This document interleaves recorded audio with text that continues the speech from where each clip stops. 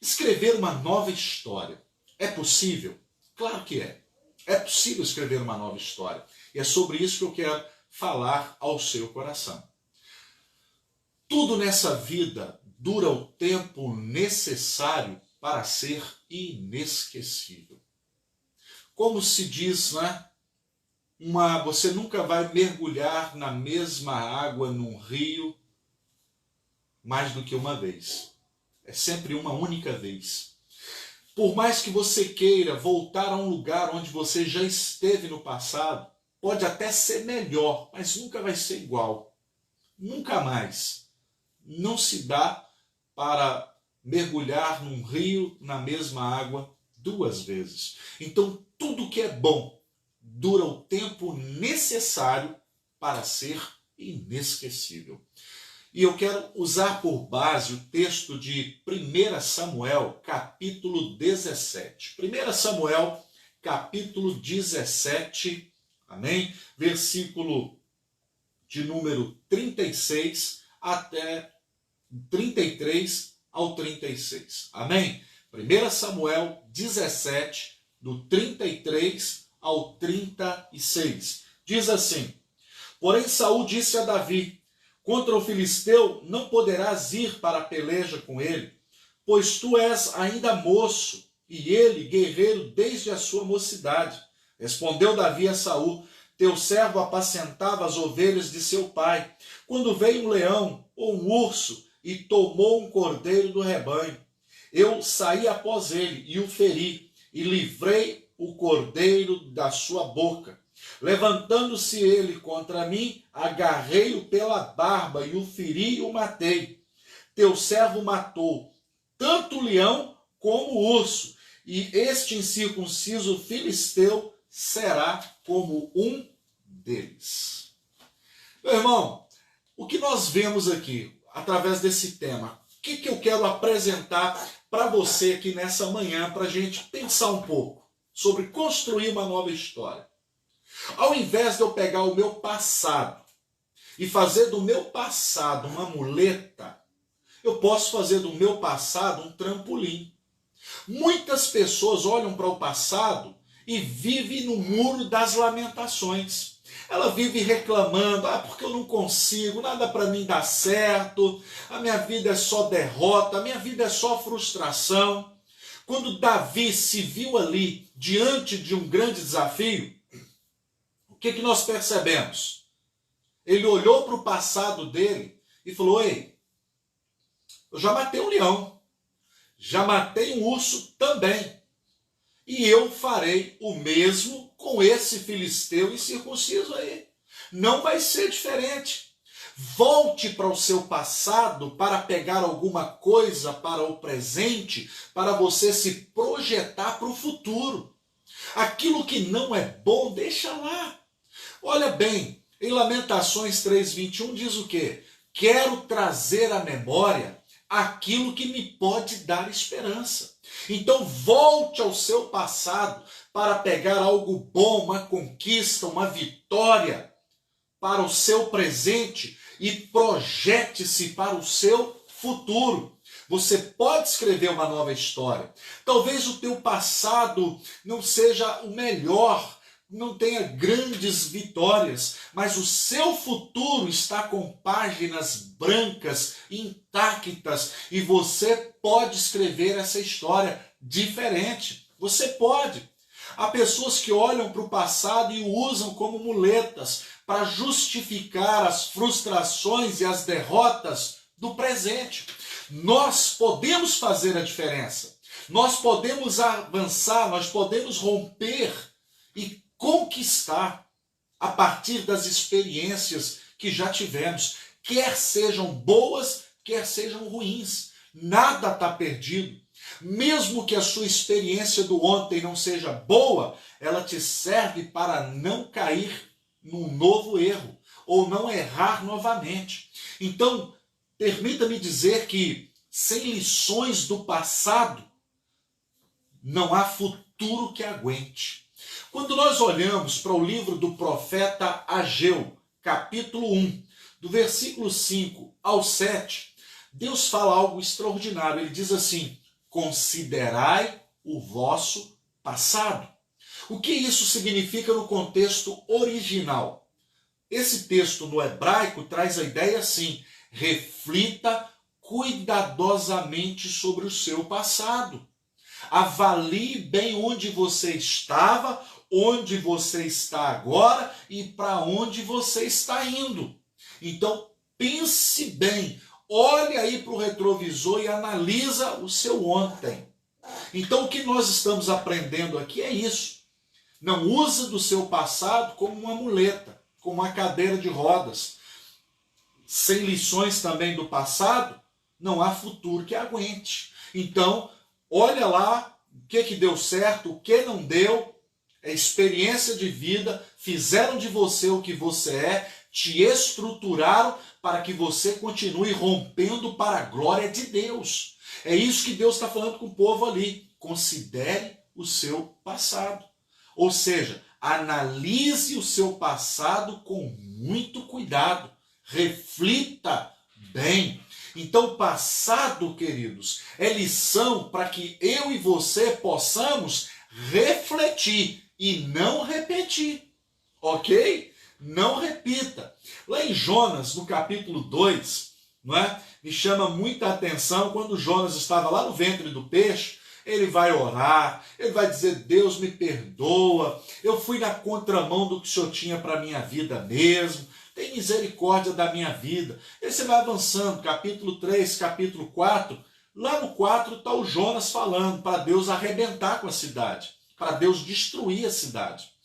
Interessante, quando Jonas estava no ventre daquele grande peixe, o que ele pedia de Deus era misericórdia, para que Deus o poupasse. Enquanto ele estava lá no ventre do peixe, ele estava dizendo: Deus, me dá uma nova oportunidade.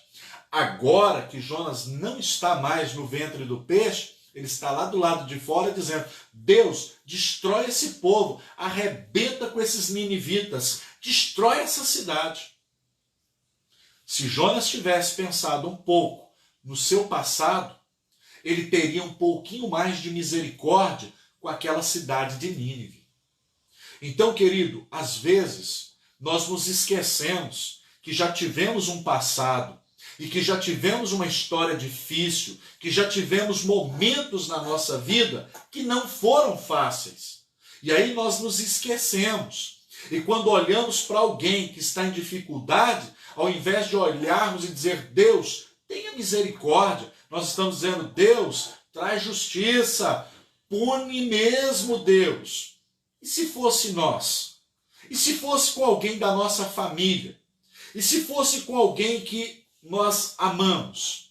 Então, passado é lição para que eu e você possamos refletir e com muito cuidado e não repeti-los.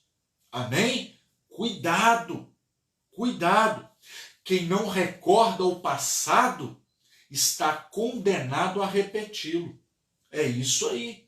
Quem não lembra o passado, quem não tenta se trazer de vez em quando para a memória onde estava e onde está hoje, pode recorrer no mesmo erro. E quando a Bíblia me fala sobre passado, então eu convido você a abrir comigo aí em 1 Coríntios, capítulo 10, e nós temos ali uma lição muito interessante que Paulo vai narrar para a igreja de Corinto. Corinto era uma cidade cosmopolita, ou seja, recebia gente de tudo que era parte. Então Paulo vai falar aos coríntios como uma advertência. E olha o que ele vai falar aqui, 1 Coríntios, capítulo 10, do versículo 5 ao 12. Entretanto, Deus não se agradou da maioria deles, razão porque ficaram prostrados no deserto. Ora, estas coisas se tornaram exemplos para nós, a fim de que não cobicemos as coisas más, como eles cobiçaram. Primeiro ponto, a primeira lição aqui, que levou o povo a ficar prostrado no deserto, foi a cobiça. Lá em Tiago, capítulo 4, versículo 2, diz que onde tem esse tipo de coisa, só dá problema. Então o que Deus está falando? Lembre-se do povo do deserto. Quase 3 milhões de pessoas morreram por causa da cobiça, querendo ter o que era do outro. Parou aqui? Não. Aí vem o versículo 7. Não vos façais, pois, idólatras, como alguns deles, porquanto está escrito: o povo assentou-se para comer e beber, e levantou-se para divertir-se. E aqui eu quero abrir o leque. A idolatria não é apenas um culto a ídolo, mas é também, olha, vamos abrir o leque? A egolatria. Bendito seja eu, glorificado seja o meu nome. Tem gente que está idolatrando casa, carro. Tem gente que cuida mais do carro do que da esposa e dos filhos. Tem gente que cuida mais da casa do que da família. Então, idolatrou. Não, ninguém pode tocar, isso aqui é meu. Virou um ídolo no coração. Cuidado. Porque a idolatria ela é muito mais do que apenas uma imagem. Tem muitas outras coisas que pode tomar o lugar de Deus no seu coração. Então, primeiro motivo que o povo ficou prostrado no deserto, cobiça. Segundo, idolatria. Olha bem, versículo 8. E não pratiquemos imoralidade, como alguns deles o fizeram, e caíram num dia 23 mil. O que me chama a atenção nesse texto aqui no versículo 8, é que quando você olha lá em Números, no capítulo 25, são 24 mil. E aqui está falando que é 23. Pastor, então está errado aí na Bíblia, porque em Coríntios está falando 23, mas lá em Números 25 está falando 24 mil.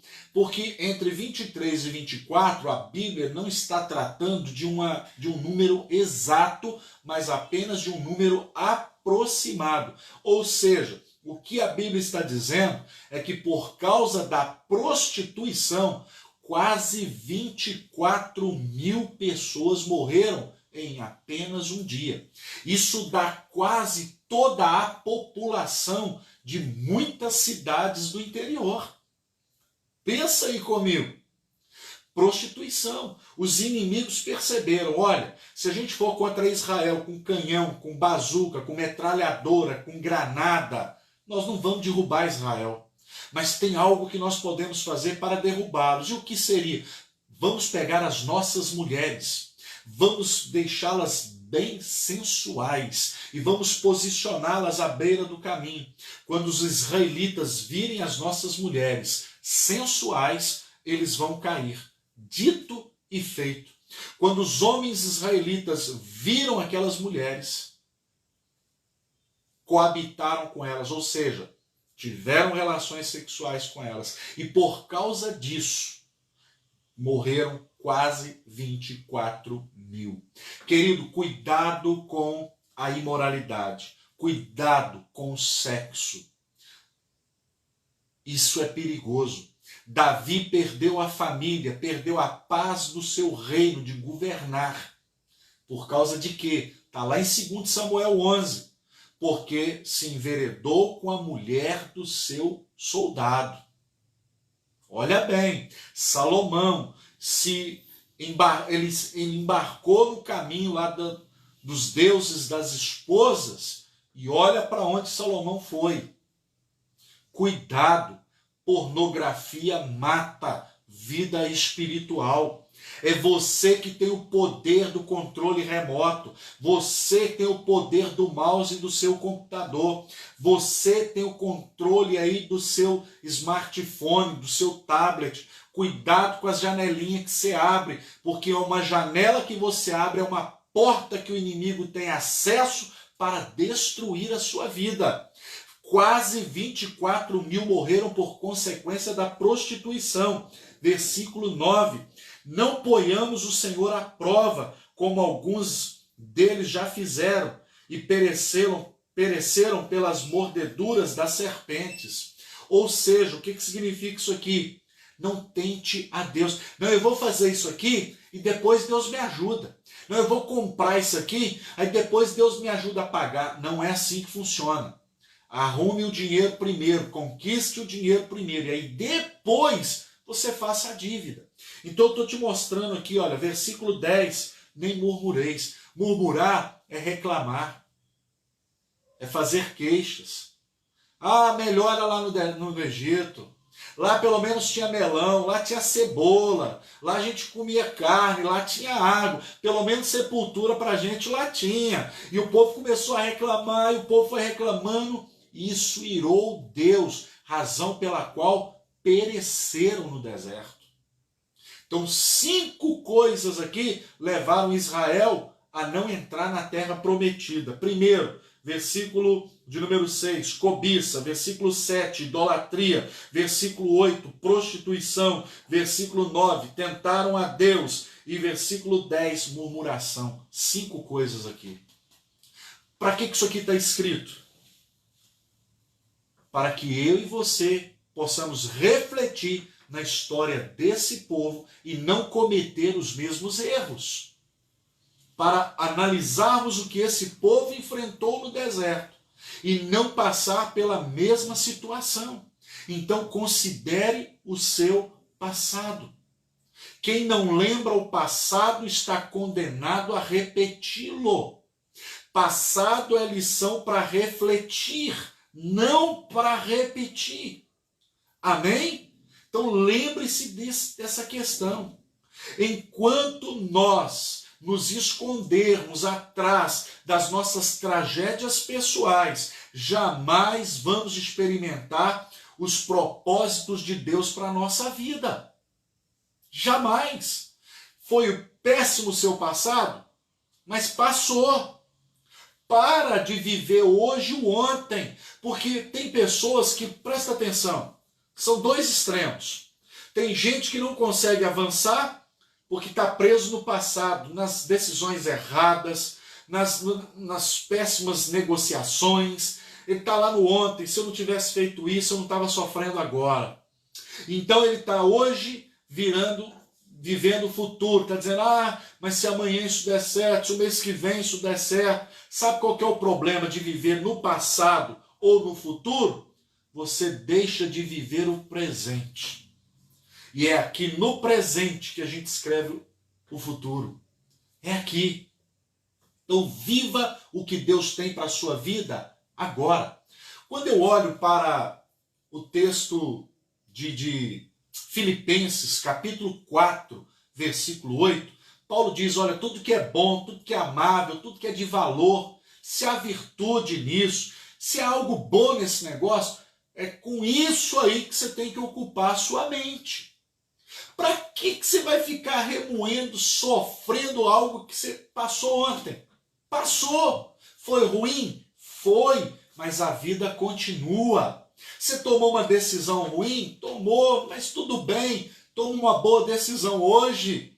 O ontem eu não tenho como fazer mais nada. Mas o amanhã, querido, vai ser escrito pelas decisões que eu tomo hoje. Então é hoje que conta. Talvez hoje você pense, poxa pastor, mas realmente minha vida podia ter sido muito melhor, podia estar melhor agora se eu não tivesse feito tanta burrada igual eu fiz. Mas fez, não fez? Dá para mudar? Não, mas dá para fazer tudo diferente daqui para frente, porque o seu passado lhe proporcionou experiência. O seu passado lhe produziu crescimento. Você cresceu de qualquer forma, quer seja bom, quer seja ruim, você melhorou, você adquiriu experiência. Meu irmão, derrota só é derrota de fato quando ela não nos ensina nada. Se você aprendeu com esse negócio, com essa luta, valeu a pena. Por quê? Você não vai cair de novo, você não vai falhar novamente. Lembre-se disso.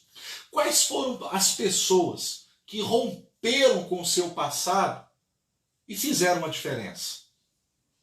Quem são as pessoas que decidiram mudar de vida e de fato mudaram não só a sua vida, como mudou a sua trajetória, mudou a sua história? Posso te dar um exemplo aqui, Zaqueu. Lucas capítulo 19. Quem era o Zaqueu? Quem era Zaqueu para aquele povo? Olha bem, nós vamos ver em Lucas capítulo 3, do 12 ao 13, que os publicanos, estava todo mundo indo para Jesus. E publicano, cobrador de impostos, todo mundo estava procurando Jesus. Lá no capítulo 19, agora está lá o Zaqueu, um cobrador de imposto e odiado pelo povo. Por quê? Porque do ponto de vista social, a sociedade desprezava Zaqueu. Ele era desprezado, porque era cobrador de imposto e era corrupto. Cobrava mais do que era justo. Então, a sociedade desprezava. Você imagina você chegar num lugar e todo mundo sai. Imagine todo mundo desprezando você o tempo todo. Esse cara era o Zaqueu. Do ponto de vista moral, ele era considerado um ladrão. Social, desprezado. Moral, esse cara é um ladrão. E o interessante é que no hebraico o nome Zaqueu é Zakai, e significa puro. Alguém que a família tinha uma perspectiva de que ele seria alguém puro, se tornou impuro, ele se tornou um ladrão. Do ponto de vista religioso, ele era o pior pecador. A religião também o condenava. Ele era o pior de todos os pecadores, cobrando e massacrando de forma exacerbada seu próprio povo. Do ponto de vista político, Zaqueu era um traidor, porque era um judeu trabalhando para a oposição, para Roma. Então, olha bem, social desprezado, moral ladrão, religioso pior pecador, político traidor. Mas, diz o texto, que Jesus estava passando e ele subiu num sicômoro, numa figueira brava para vê-lo.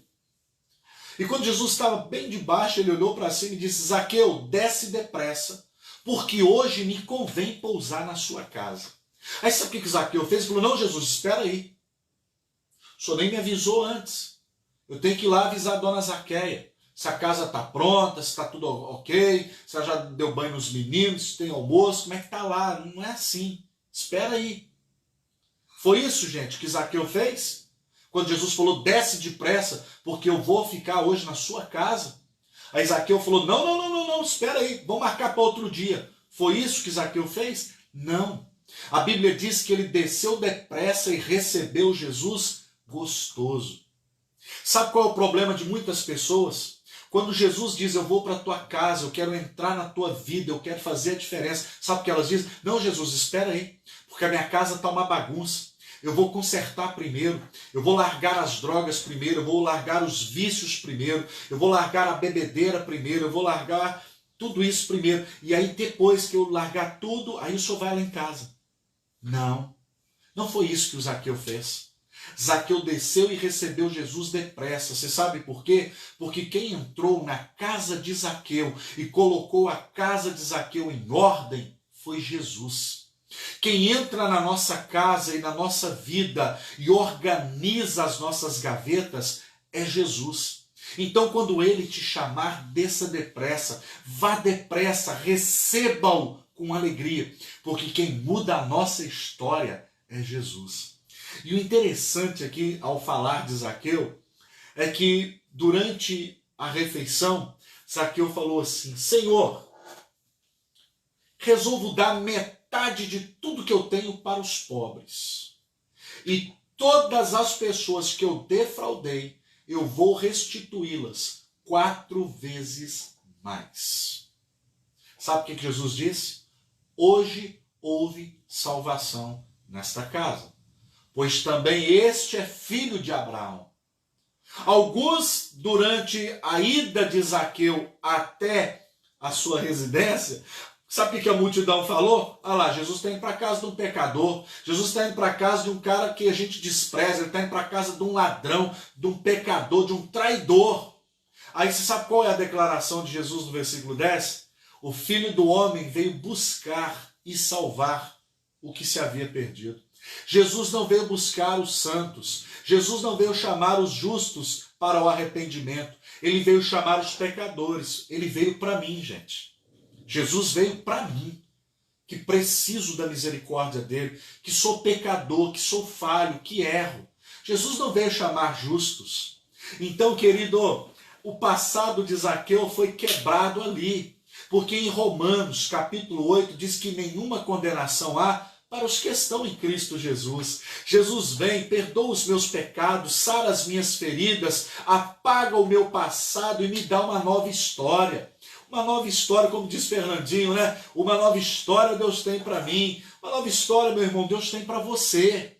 Deus tem uma nova história para nós. Então, ele rompeu com o passado. Ele rompeu com essa trajetória horrível e construiu uma nova história, porque até hoje a história de Zaqueu ela é contada. A sua história pode ser diferente.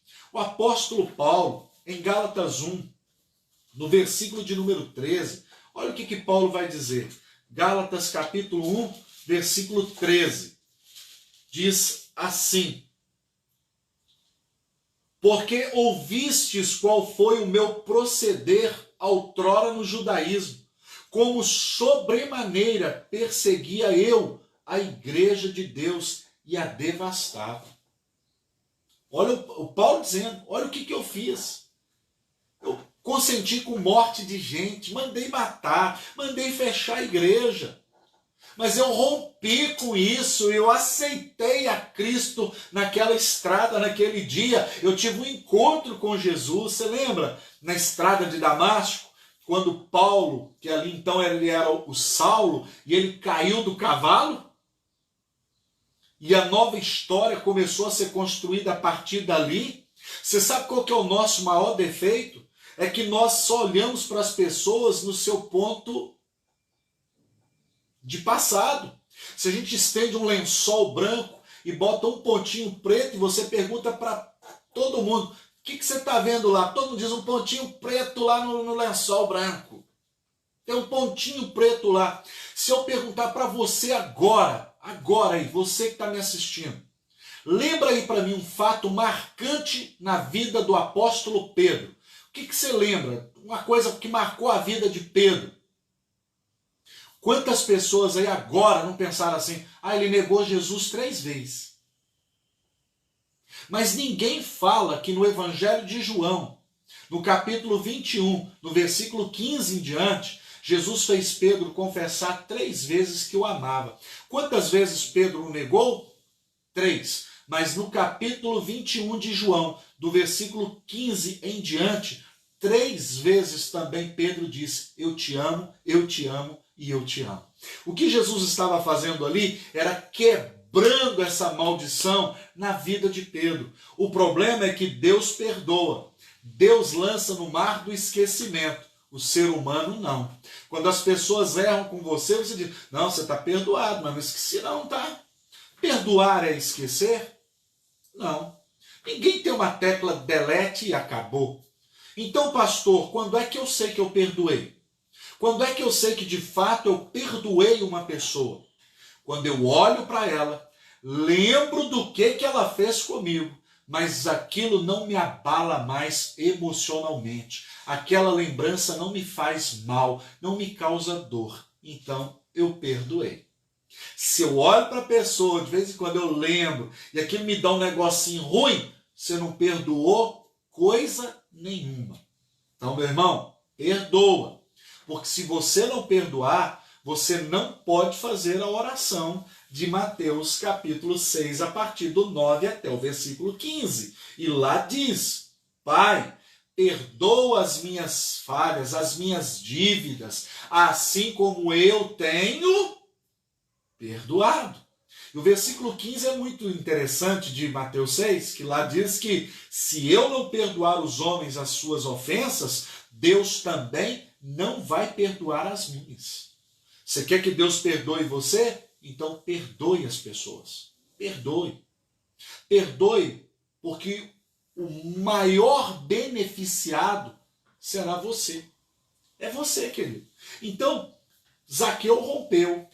Paulo também rompeu. Rompeu com o seu passado. Rompeu. Gente, dá para construir uma nova história. Então, ao invés de você fazer do seu presente uma aventura, porque tem gente também que aproveita o presente para fazer aventura, é ou não é? Eu vou curtir o meu momento, esse meu momento agora presente, esse momento meu atual, é um dos meus melhores momentos. Vou botar para quebrar, vou curtir a vida mesmo, vamos embora, aventura. Ao invés de você fazer do seu presente uma aventura, faça dele uma oportunidade. Lá em 1 Samuel, no texto base aqui que nós estamos lendo, no capítulo 17, no versículo 37, Davi disse assim, olha, o Senhor me livrou da garra do leão e do urso, ele me livrará das mãos deste filisteu. Então disse Saul a Davi, vai-te e o Senhor seja contigo. O que Davi está fazendo aqui, irmãos? Aproveitando o presente não para fazer uma aventura, mas está aproveitando a oportunidade para construir o futuro. Porque o rei ia dar isenção de IPTU e IPVA. Olha bem, não vai pagar mais IPTU, não vai pagar mais IPVA, não vai pagar mais imposto nenhum. E ainda vai casar com a filha do rei ainda. E o rei ainda vai enriquecer esse homem. E a família também, isenção de impostos. Davi falou, opa, esse é um presente maravilhoso, vou aproveitar esse presente porque é uma oportunidade de Deus. Não é à toa que presente se chama presente. Então faça do seu presente uma oportunidade para que Deus seja glorificado através da sua vida. É isso que nós precisamos fazer. Muitos estão vendo em oportunidades dificuldades. Eu me lembro aqui de uma empresa de fábrica de sapato, eu já falei isso aqui numa outra devocional, que 2 consultores foram em dias diferentes, sem um saber do outro, para uma cidade da África. E um mandou um relatório 30 dias depois de fazer o seu levantamento, disse, olha, aqui todo mundo anda descalço, não vamos construir aqui nenhuma empresa de sapato, aqui não vai dar para rolar isso, não vai funcionar. Aqui todo mundo anda descalço. O outro mandou o seu e-mail dizendo, quadriplica a fabricação de sapato aí no Brasil, porque aqui todo mundo anda descalço. Podemos instalar uma empresa nossa, uma fábrica nossa aqui, porque nós vamos vender sapato aqui à vera. Um viu na oportunidade a dificuldade. O outro viu na dificuldade uma oportunidade. Então, aproveite as oportunidades que a vida irá lhe trazer. Muitos estão vendo só problema. Tem gente que só enxerga dificuldade. Tem gente que só enxerga coisa ruim. Em Mateus, capítulo 6, versículo 22, a Bíblia diz o seguinte, se os teus olhos forem bons, o teu corpo terá luz. Mas se os teus olhos forem maus, o teu corpo será tenebroso. E se a luz que há em ti se tornar em trevas, quão grandes trevas serão. Então a maneira como você vê, como você percebe a vida, vai determinar o seu sucesso ou o seu fracasso. Então o que nós temos que fazer aqui é, usa o seu presente como uma oportunidade para que Deus seja glorificado através de você. Ok? Neemias, no capítulo 2, fez isso. Ele aproveitou a oportunidade que foi servir o rei. O rei falou, Neemias, você está triste por quê? E ele contou a história. Aproveitou o momento, foi abençoado. Em Colossenses, no capítulo 4, versículo 5, diz, aproveite as oportunidades. Você já viu o ditado popular que diz assim, olha, cavalo arriado só passa uma vez. Tem oportunidades na nossa vida que são únicas. Mas eu quero dizer para você que ela é única para você. Porque se você não a pegar, outro pegará. E depois não adianta você reclamar. Querido, se a oportunidade não vem, crie uma. Crie uma oportunidade. Lá em Marcos, no capítulo 10, do 46 ao 52, nós temos a passagem de Bartimeu, que já preguei aqui, sobre decisões que fazem diferença. Bartimeu criou uma oportunidade através do quê? Do grito. Se posicionou no lugar certo e começou a gritar: Jesus, filho de Davi, tem misericórdia de mim. Então ele gritou isso exaustivamente, até que Jesus parou e disse: chamai. Ele criou uma oportunidade, ele aproveitou aquele momento. Então o que eu aprendo? Que preparação, presta atenção, preparação mais oportunidade é igual a sucesso. Preparação mais oportunidade é igual a sucesso. Então se prepare, se capacite, porque a oportunidade vai vir. A oportunidade de Deus para a sua vida, ela vai acontecer. Mas quando a oportunidade chegar, você tem que estar pronto, você tem que se capacitar, você tem que se preparar, porque senão ela vem, mas eu não estou pronto, então eu não vou conseguir. Então, mais uma vez, eu posso citar o Zaqueu. Ele criou uma oportunidade ao subir naquele sicômoro. Ele falou: você quer saber do negócio? Eu vou subir aqui e vamos ver o que acontece. E aconteceu. Jesus o chamou pelo nome. Talvez as pessoas nem te chamem mais pelo nome, por alguns adjetivos talvez e pejorativos. Ah lá o cobrador ladrão. Ah lá o sem vergonha. Ah lá o comprador que não paga. Talvez Zaqueu nem nome tinha mais. Ah lá o corrupto. Ah lá o traidor. Então, de repente, no meio da multidão, Jesus disse: Zaqueu, desce depressa, porque hoje eu vou para a sua casa. Então, meu irmão, se fizermos do nosso presente uma oportunidade para Deus ser glorificado e que pessoas possam ser edificadas através da nossa vida, então eu quero dizer para você, meu irmão, a nossa vida valeu a pena. Se eu usar esse momento agora, através das redes sociais, como temos feito, se nós usarmos essas devocionais para fazer a diferença na vida das pessoas, e se vidas forem mudadas, se pessoas forem tocadas, se vidas forem transformadas, então a minha vida valeu a pena. Eu cumpri o meu propósito. O meu objetivo através dessas lives é levar Jesus até você, é levar o conhecimento da palavra de Deus ao seu coração. E se eu conseguir fazer isso, valeu a pena. Eu cumpri o meu propósito, eu cumpri o meu chamado. Como valeu a pena. Terceiro e último lugar, e eu vou partindo aqui para o encerramento.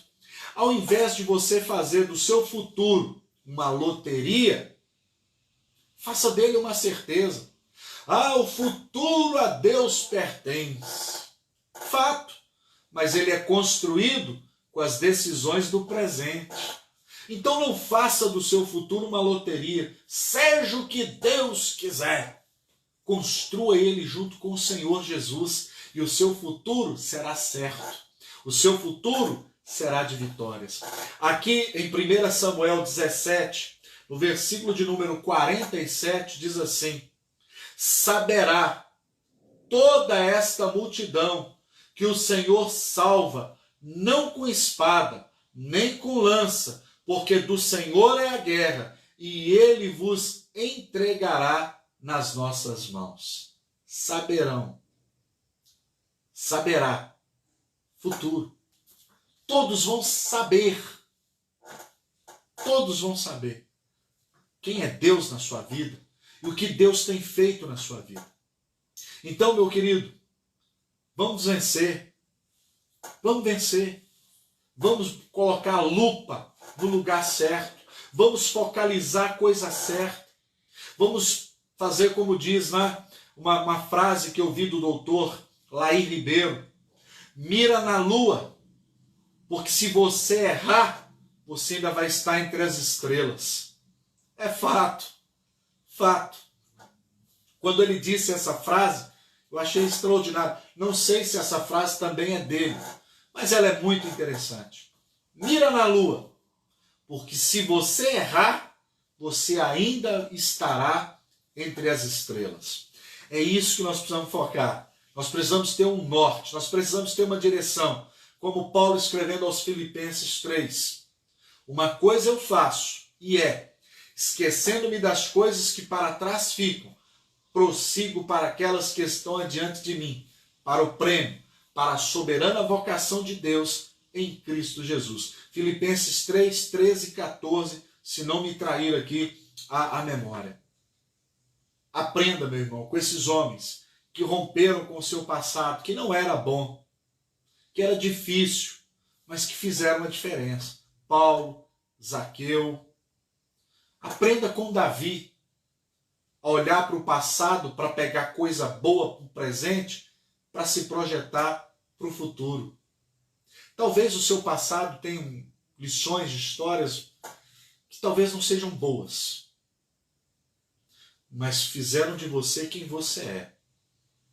Você agora é alguém que tem experiência. Você agora é alguém que sabe o que dá certo e o que não dá certo. Use isso a seu favor. Construa isso. Crer é um exercício que a nossa mente, que o nosso coração devem fazer simultaneamente, para que a esperança seja preservada na nossa vida. Treine a sua mente para conquistar. Para de se autoflagelar.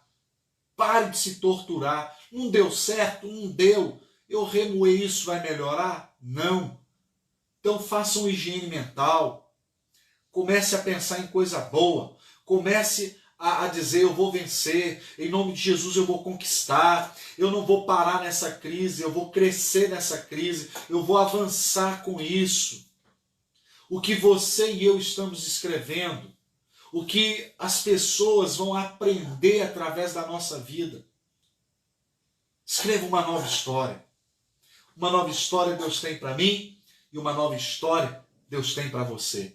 Que essa palavra tenha abençoado grandemente a sua vida e que nós possamos olhar para o futuro com os pés firmes no chão, mas com os olhos sempre voltados para Deus, que Ele sim é o autor e o consumador da nossa fé.